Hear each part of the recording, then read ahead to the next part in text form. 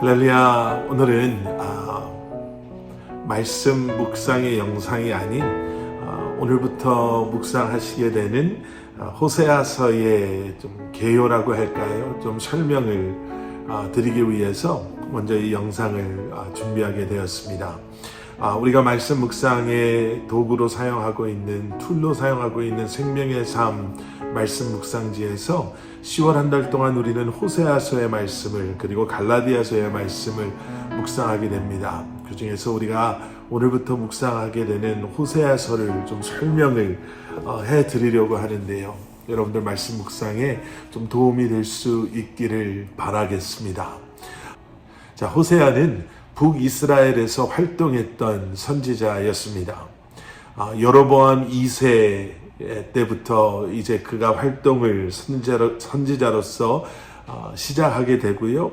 6명의 왕이 북이스라엘을 통치하는 동안 하나님의 택함받은 선지자로 그의 사명을 감당했던 그러한 사람이었습니다. 북이스라엘의 역사를 보면 여로보암 2세 때 북이스라엘은 정말 많은 번영을 누리게 됩니다. 영토를 늘리게 되고요. 또 교역도 활발하게 행하게 되면서 경제적인 풍요로움도 누리게 됩니다. 자, 그런데 신흥 강국 아수르의 등장과 함께 북이스라엘은 점점 몰락하기 시작합니다. 아수르 때문에만 그랬던 것은 아니었습니다. 경제적으로, 군사적으로 또 여러 가지 생활 환경이 더 나아지고 풍요롭게 되면서 그들은 세상의 쾌락에 빠지기 시작하죠. 그리고 하나님의 도우심을 그들은 구하지 않습니다. 왕, 백성 할 것 없이 교만함 속에 영적 무감각 속에 이방신 바알을 숭배하면서 가나안의 악한 풍습을 따라가면서 영적으로 또 성적으로 타락해 버립니다. 그런 이스라엘 백성을 사랑하시는 하나님께서 그런 이스라엘 백성이 하나님의 말씀을 더 이상 듣지 아니하고 보지 아니한다라는 것을 너무나도 분명히 아셨기에 하나님께서는 듣지 않는, 보지 않는 그러한 이스라엘 백성들에게 아주 특별한 방법으로 하나님의 메시지를 전하시죠. 바로 호세아 선지자와 그의 삶, 그의 가정을 통해서 백성들에게 말씀하십니다. 호세아서는 총 14장으로 이렇게 쓰여 있습니다. 그 중에 1장부터 3장까지의 말씀은요, 호세아의 그 부정한 또 음란을 행했던 아내의 고매를 그리고 있습니다. 이 음란한 아내 고매를 정말 신실함과 성실함으로 대하는 남편 호세아를 우리에게 보여주고 있죠. 4장 이후에는요, 이제 그와 비교되는 고멜처럼 부정하고 음란한 그 이스라엘을 신실함과 성실함으로 또 변하지 않는 사랑으로 대하시는 하나님을 우리에게 보여주고 있습니다.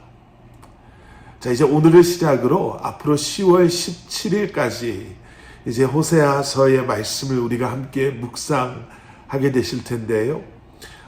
다음에 몇 가지를 좀 한번 기억하시면서 말씀을 묵상하시면 좀 도움이 될 것 같습니다. 첫 번째는 호세아와 고멜의 이 이해되지 않는 혼인관계를 한번 생각해 보시면서 호세아와 고멜의 혼인관계를 통해 보여주시는 하나님과 이스라엘의 언약관계를 한번 묵상해 보십시오. 여러분, 서로 남녀가 사랑을 하면 결혼이라는 관계에 이르게 되지 않습니까? 그리고 결혼이라는 관계는 두 사람이 이제 더 친밀하게 하나가 되는 그러한 너무나도 아름다운 비밀스러운 그러한 관계입니다. 그리고 서로를 한결같은 사랑으로 대할 때 이 혼인관계가 정말 아름답게 또 가정으로서 아름답게 세워지게 되는 것이죠. 그런데 하나님께서는 지금 이해되지 않는 호세아와 고멜의 혼인관계를 우리에게 보여주세요. 그리고 그것을 통해서 하나님과 이스라엘 사이에 그 이스라엘의 불순종과 죄로 말미암아 큰 문제가 생겼음을 보여주고 계십니다. 고멜의 음란함과 부정함 때문에 아파하는 그리고 괴로워하는 호세아를 통해 우상 숭배로 더러워진 이스라엘 백성들을 대하시는 하나님의 그 마음, 그 아파하심, 또 오래 참으심을 우리에게 보여주고 계시는 것이죠.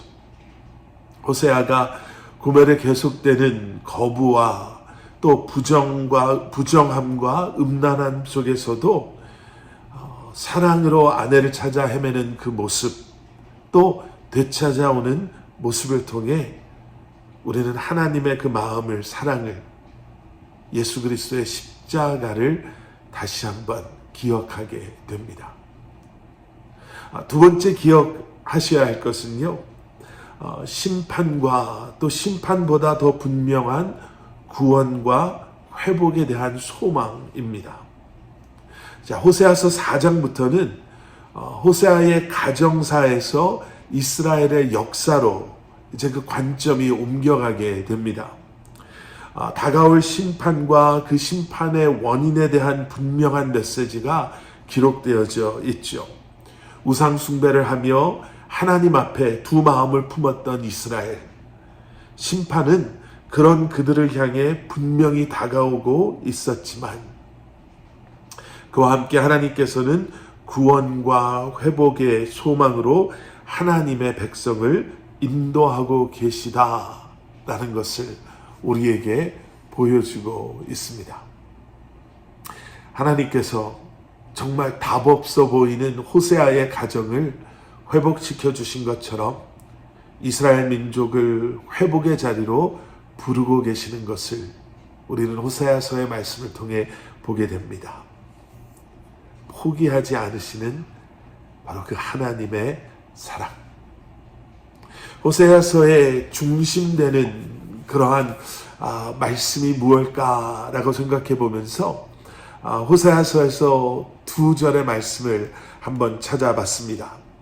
첫 번째는 호세아서 6장 6절의 말씀입니다. 나는 인애를 원하고 제사를 원하지 아니하며 번제보다 하나님을 아는 것을 원하노라. 나는 인애를 원하고 제사를 원하지 아니하며 번제보다 하나님을 아는 것을 원하노라.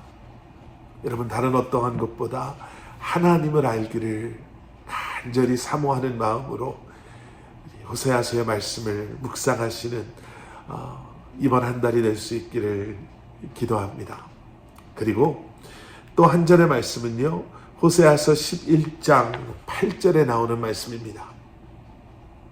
에브라임이여 내가 어찌 너를 놓겠느냐, 이스라엘이여 내가 어찌 너를 버리겠느냐, 내가 어찌 너를 아드마같이 놓겠느냐, 어찌 너를 스보임같이 두겠느냐, 내 마음이 내 속에서 돌이키어 나의 긍휼이 온전히 불붙듯 하도다.